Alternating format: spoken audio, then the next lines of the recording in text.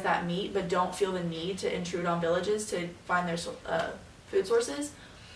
So when the ban was instituted, an easy source of food was completely eliminated for these predators, and it forced them to encroach on the village and communities in search of a meal. So back to the Sankoyo example, in the interview, one villager explained that since the ban, all 30 of his goats, like his family's goats that helped sustain him, they have all been killed by predators. So yeah, not only are they preying on livestock, they just pose a serious threat to the societies as a whole. With an increased predator presence, the villagers are forced into their houses as soon as the sun sets to avoid interaction. And it's not even just predators like lions and leopards that are the problem. There's actually a huge elephant problem. So Botswana alone, this little country right here, is home to over 1/3 of Africa's entire elephant population. And while many people think the elephants are endangered, they're actually considered vulnerable, which is, there's different levels to endangerment, and vulnerable is like the lowest level. So obviously since the ban, their population has been increasing almost exponentially since they don't really have many natural predators.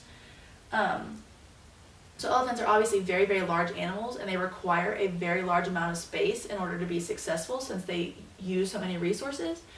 So when the population increases in such a small area, it forces them to disperse and try and find new resources. So a lot of the times that means that they are encroaching on villages, and the crops that the villagers are raising to sustain their families are obviously a prime food source. So throughout many villages, especially the Sankoyo village in Botswana, their maize, their watermelons, their sorghum crops are being completely obliterated by these elephants.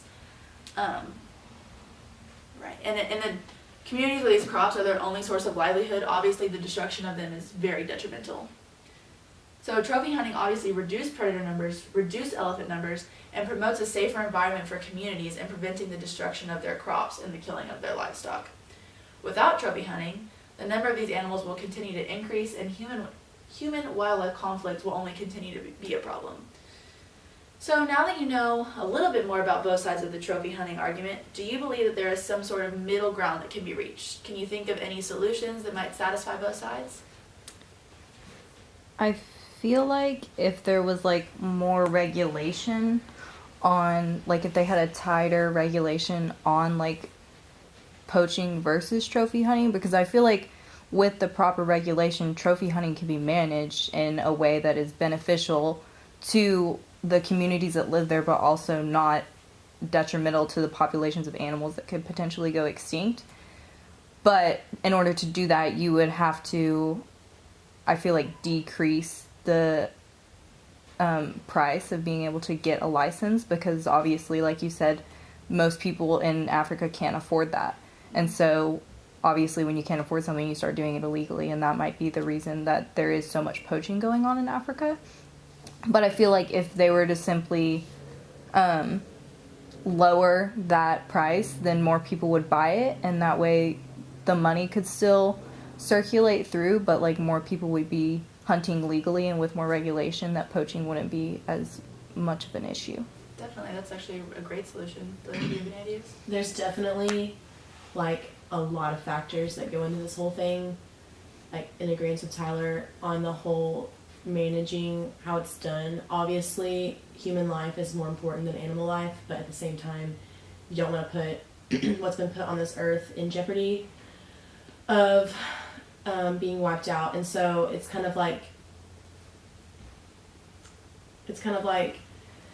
if it didn't cost so much and people were willing to buy more license and kind of maintain the population of the animals, but in the same sense we're feeding the people, if that's like their main source of food, I don't see like the huge issue with it. We could sit here and argue that America is way less populated but has thousands of more pounds of meat, and we could just be giving them our meat, but that's unrealistic to say. Like, we're never going to do that because this world is full of people who are selfish, and that's also a lot of money to do that. So there's definitely like a lot of like regulation and like just discussion. I feel like a lot of people aren't educated on this. I didn't even know half this stuff until I walked in here. So a lot of educating people and like getting the conversation going on like what can we do to to find that middle ground. It's definitely possible. Yeah. So a lot of people actually believe that the answer is ecotourism or like photographic safaris. And these do provide a lot of benefits to communities, but it's not a viable replacement in the absence of trophy hunting. It doesn't really add up when you compare the benefits of one to the other.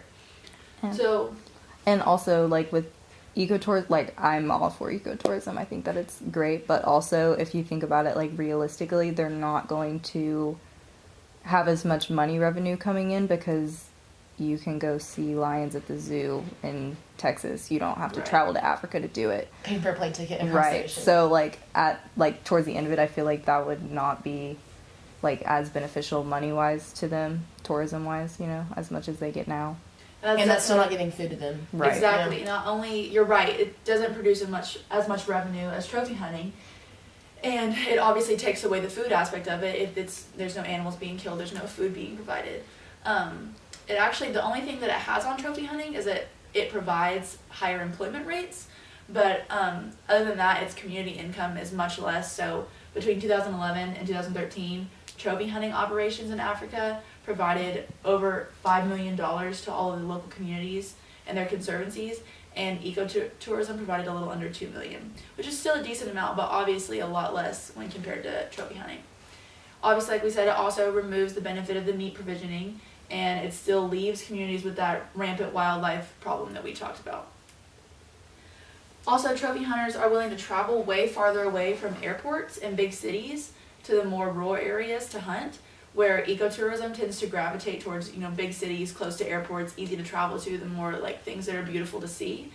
So while ecotourism may provide more jobs, it doesn't provide them where it's most needed in rural communities, because these trophy hunting lodges are the only option, the only opportunity that people in these areas have to be employed. So yeah, while it provides some benefits, it definitely would not be the solution to filling the void that an absence of trophy hunting would create.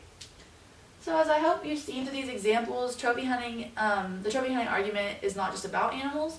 The complete ban that people, especially Americans, are pushing for would have a lot of adverse effects of the communities across Africa.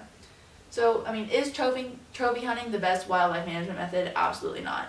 But at least in my opinion, the benefits that these millions of people reap from it should be considered, and it should be enough reason for it to remain instituted, maybe just altered and revised. The income, the employment opportunities, the food, and the safety it provides are resources that would be almost entirely stripped away should we ban it completely. So I hope that I can leave you with a new perspective and a better understanding of the trophy hunting discussion.